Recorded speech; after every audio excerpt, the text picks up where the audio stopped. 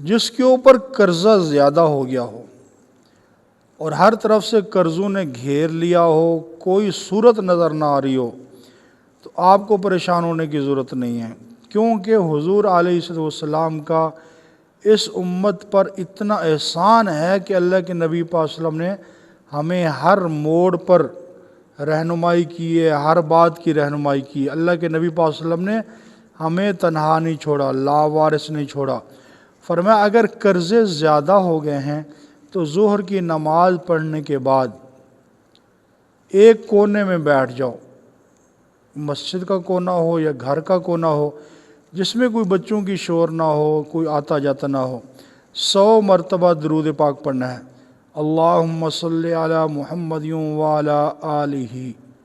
وسلم، اللہم صلی علی محمد وعلی آلہ وسلم، یہ 100 مرتبہ آپ نے پڑھنا ہے۔ اس کے بعد اللہ تعالیٰ سے دعا کرنی ہے، تو اللہ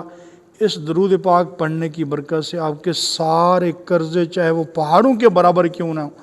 اللہ اس درود پاک پڑھنے کی برکت سے وہ قرضے سارے ادا کروا دیں۔